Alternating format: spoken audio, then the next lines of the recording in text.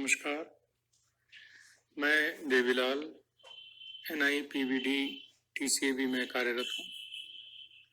आज हम लोग बात करेंगे छड़ी के प्रयोग करते समय आपकी शारीरिक स्थिति कैसी होनी चाहिए। बहुत ज़रूरी है कि जब आप छड़ी का प्रयोग करें तो शारीरिक स्थिति आपकी सामान्य ही होनी चाहिए। सिर की स्थिति कैसी होनी चाहिए?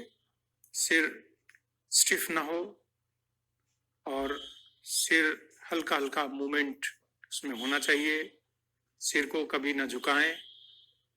सिर को झुका लेने से चेहरा भी आपका झुक जाएगा और वस्तुतः जो आंख सामने की ओर होनी चाहिए, जिससे कि आप अपनी बची हुई दृष्टि के द्वारा या दृष्टि ना भी हो, अंधेरे उजाले की जो पहचान है करने की क्षमता होती है, हमारे बचे हुए जो दृष्टि के जो तंत्र होते हैं, उससे आप उसका फायदा उठा सकते हैं। रोशनी के उतार चढ़ाव की जानकारी इत्यादि मिलती रहती है। पता चलता है कि सामने कोई भारी भरकम वस्तु है, कोई गहरी छाया आ रही है, तो ये आंखों से और चेहरों के माध्यम से ही पता हो सकता है। जो आपका चेहरा है या फेस है, उससे आपको सूरज की गर्मी, पेड़ों से छन के आती हुई धूप, त्वचा के माध्यम से तापमान के संकेत या थर्मल क्लू, और इसका फायदा जो हमारे अनुभवी दृष्टि दिव्यांगजन है उससे काफी फायदा उठाते हैं। उससे दिशा ज्ञान भी प्राप्त कर लेते हैं और मौसम का अनुमान भी लगा लेते हैं। चेहरा सामने हो तो नाक के द्वारा घ्राण शक्ति यानी सुनने की क्षमता में कोई बाधा नहीं आती, जिसका इस्तेमाल हम लोग आसपास के वातावरण को पहचानने के उपयोग में कर सकते हैं। कान सजग होने चाहिए। चलते समय सावधानी बरतनी चाहिए कि कान आपके खुले हुए हों, सजग हों, ध्यानपूर्वक आप चलें। फोन, मोबाइल, ईयरफोन इत्यादि का इस्तेमाल ना करें। अगर ऐसी कोई स्थिति आती है, बातचीत करना ही पड़े, तो सड़क के किनारे सुरक्षित स्थान में रुकें। ध्यान से छड़ी के माध्यम से देखें। कहीं आप किनारे जाते समय कहीं नाली वगैरह में न चले जाएं, तो साइड वॉकिंग करते हुए छड़ी से पहले ओरिएंट करें अपने आप को, तब जाकर के सुरक्षित स्थान को पा करके आप रुके, वहां बातचीत करें अथवा कुछ समय के लिए बातचीत को टाल दें, क्योंकि आंखों के पश्चात कान के द्वारा ही सुनने पर हमारे जो दृष्टि दिव्यांगजन है बाहरी वातावरण से सूचना प्राप्त करते हैं। अतः उसमें कोई अतिरिक्त बाधा या दबाव न डालें। अगला जो शरीर का अंग है, कंधे।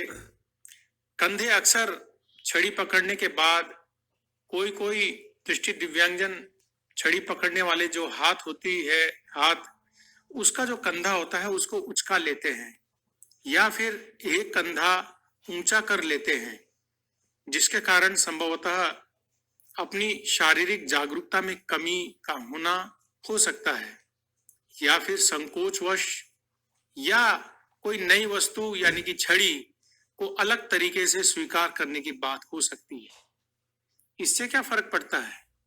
इससे छड़ी की जो लंबाई होती है उसमें कमी आ सकती है और छड़ी सामने की ओर न जाकर एक ही दिशा यानी कि दाएं दिशा की तरफ ही छड़ी रहती है, यानी कि सिर्फ दायां पक्ष आपका सुरक्षित रहता है, बल्कि आपके शरीर का मध्य हिस्सा और बाएं वाला हिस्सा असुरक्षित हो सकता है। यानी कि कुल मिलाकर के असुरक्षित मोबिलिटी हो सकती है। व्यक्ति इसके कारण अगर कंधा उचका करके चल रहा है तो व्यक्ति शीघ्र थक भी जाता है।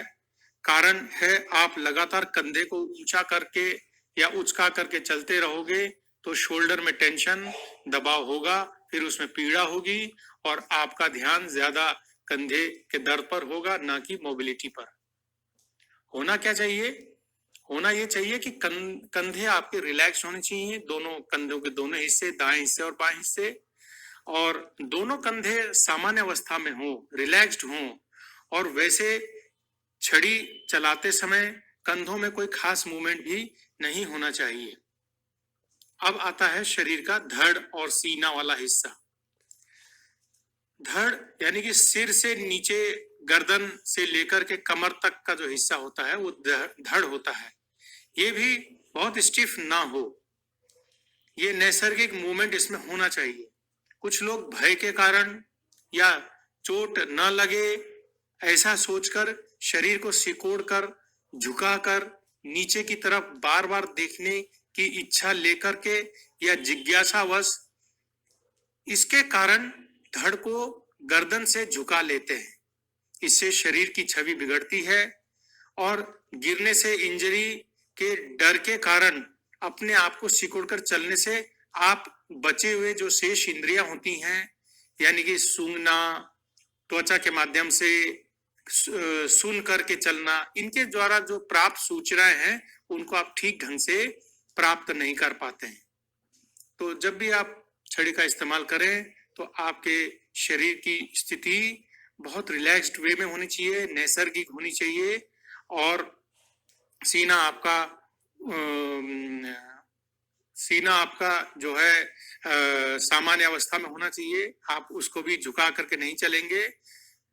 इससे होता यह है कि आपके नजदीक जो भी बाधाएं आ रही होती हैं उसको आप ग्रास्प कर लेते हैं। नहीं तो आप अपने आप को बचा करके चलेंगे तो उससे या सिकोड़ करके चलेंगे तो आपको जो प्राप्त सूचनाएं होनी चाहिए प्राकृतिक रूप से वो भी आप नहीं कर पाते। तो आज का ये मेरा विषय यही मैं समाप्त करता हूँ। इसी विषय पर अन्य जो सब टॉपिक्स आएंगे मैं उस पर भी बातचीत करूंगा। धन्यवाद।